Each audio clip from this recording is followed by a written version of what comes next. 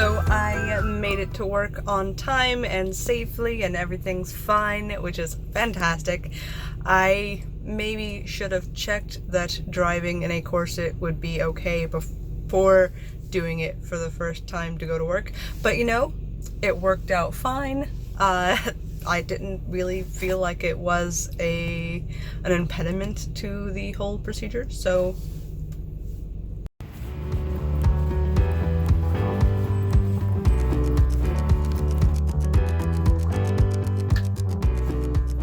alright, day one is down. I didn't die, so I will see you tomorrow.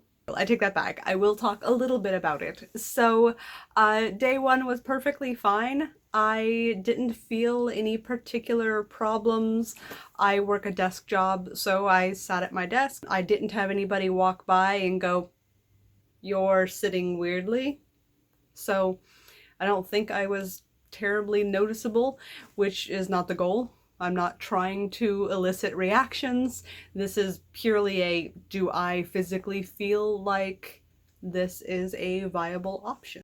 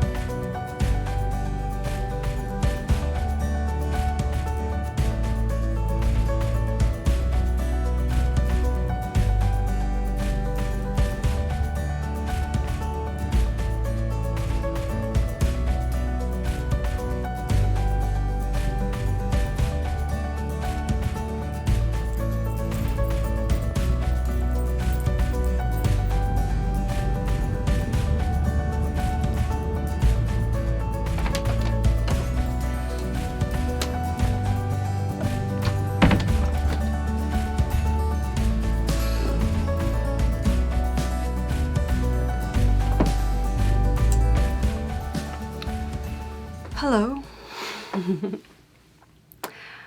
I'm very tired. Not any more tired than I would be if I weren't wearing a corset. It's just normal, I'm off of work level of tired. So that's good, I guess. Oh, and I am still alive, not dead yet.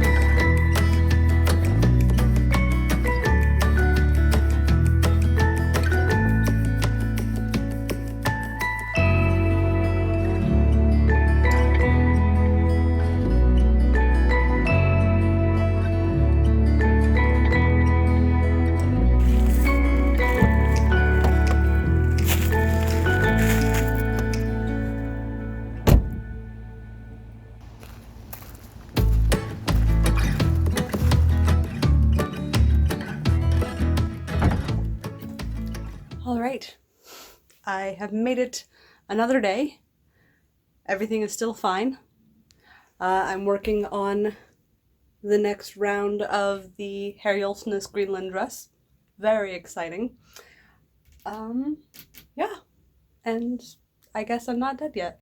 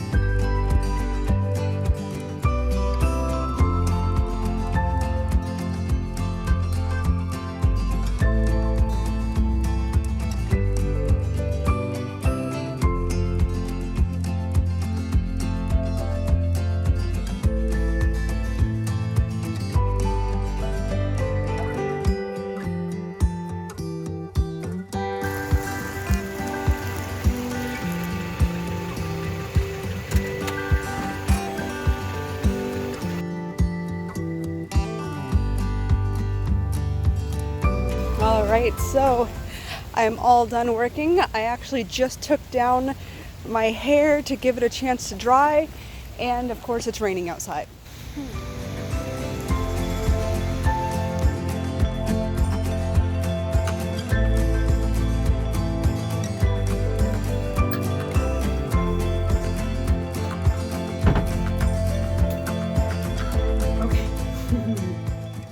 It was a little touch and go there for a moment or two, but I made it. This is day 4. I'm still alive. I know you were very worried. All right, let's keep going. Okay, I'm very tired. So, fun fact, I had actually started this as a, I'll wear my corset to work for a week and, take it off when I get home and just kind of see how, like, the average workday is. But I keep getting home and I cannot be bothered to change. So I've also worn it all evening, every evening so far. So I guess this is slowly turning into I just wear my corset all the time.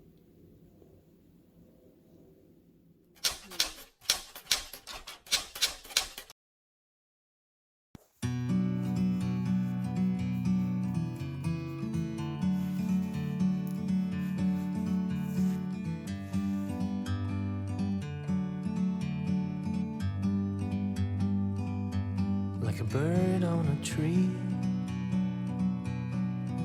I'm just sitting here. I got time, it's clear to see. From up here, the world seems small. We can sit together. Alright, I have had a very full and lovely day, and I've cut out lots of fabric things, and I think it's about time for me to go to bed, so I'll see you tomorrow.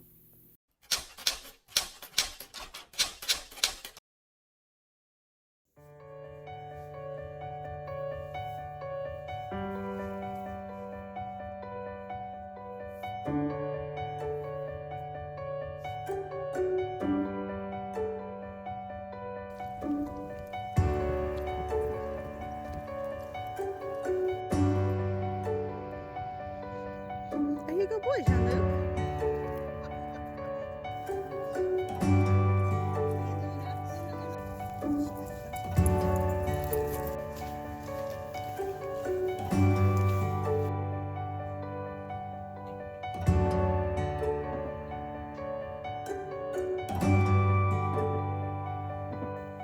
Alright, so we are at the end of day number 6.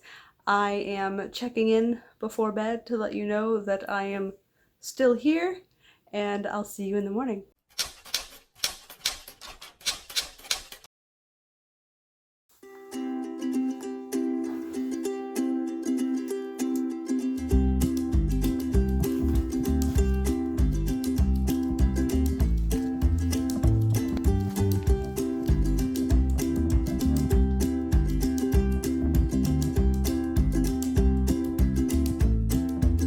Alright, hello beautiful friends. We are on day 7, I believe, and my copy of Woven into the Earth has arrived, which is very exciting. So I think I might take off my corset, get into some pajamas, and cuddle up with a book tonight. Oh, and didn't die.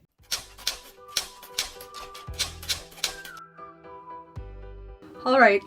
I suppose I should do some sort of conclusion to all of this for you folks, yes? I had a lot of fun doing this, if for no other reason than because it's outside of my usual. Before I forget though, let me do cover a few things that it seems like people are always really interested in when it comes to these types of videos. Unfortunately, I don't have a vendor or a person that I can recommend this corset or a pattern for this corset to you, because I did make this myself and drafted the pattern myself. This is from several years ago and the first and only time I have ever made a corset with a busk, you know, this style of corset. It was a grand adventure, but I had no idea what I was doing. But with enough mock-ups and tenacity, I got something halfway usable out of it. The fully closed measurements are 38¼ inches for the bust, 27½ inches for the waist, and 38-ish for the hip bone area, for those of you that care about such details. Now for the actual experience part. Let's do this with pros and cons. Pros: it was very comfortable.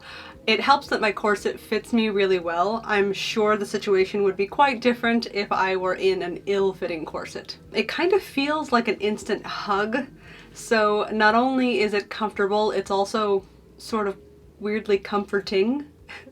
This particular corset is surprisingly flexible. I had very few problems with bending over or feeling like I was too stiff and upright. With the right outer clothing, it certainly did help create quite a lovely figure. Most of my dresses are much looser than my corseted waist, but I admit I did feel a little bit extra pretty, even if you couldn't see it, if that makes sense. As a bra substitute, it is pretty fantastic. If you have to wear something, then it's really amazing to not have bra straps digging into your shoulders or a tight band around your rib cage. If this were purely a question of support, a well-fitting overbust corset would win hands down, in my opinion, over a bra. And then of course the cons. It is most definitely visible through my clothing, particularly the top ridge. I was definitely a little bit self-conscious about that. It is more noticeable on some outfits versus others. And it really makes it clear why Victorian corset covers were totally a thing. They helped sort of disguise and smooth out that ridge line. This ridge thing is definitely a con, but I would be remiss if I didn't also mention that I have the exact same problem with many of my bras. So apparently it does make me sit a little bit taller, particularly when I'm driving, so I did have to adjust my rear view mirror to be a little bit taller, which was just a little bit more difficult to reach with my current wear. I do need to wear an extra layer underneath the corset to protect it, and I found that I was a little bit warmer throughout the day, especially in the torso, which makes sense. And I think that's about it. It is actually kind of pretty awesome. After a full week of not wearing a bra, I was kind of curious what it would feel like to return to that. And the big thing that I noticed was the band. It was so oddly tight and such a small point of tightness. The corset supports you over a fairly large surface area, while a bra tries to do that same level of support with only this much. So it kind of has to work harder to do the same level of support. Today is actually a week later, so I sat down this morning and kind of had to really think to myself, now I've worn bras again for a week, as is my usual, and I had to kind of ask myself, why is that? If my corset is so great, why did I go back to wearing my bra? A couple of reasons that I came up with were that my wardrobe kind of isn't exactly built around this type of foundation. A lot of my clothing works pretty well, but I really should add more of the skin layer type shifts, maybe something to act as corset covers to smooth out ridge lines if I did want to go that route, which is more layers, which means that it starts to become kind of a winter only possibility. My well-fitting but admittingly poorly made is starting to show some signs of wear and tear. This fabric is really not meant for this purpose, and it's starting to tear at the back. Also, this whole eyelet strip thing is absolute shenanigans, and I should probably try to upgrade to actually setting my own eyelets with a proper corset one of these days. Which actually kind of brings me to the main reason that I did this whole experiment to begin with, which is that I want to make a new late Victorian style corset for myself, and I felt like this as a kind of pre-mock-up experience would help me decide some things for my new project. Things like, how comfortable is this over a long period of time? Should I adjust the length of the hips to make it better to sit, or of the side here?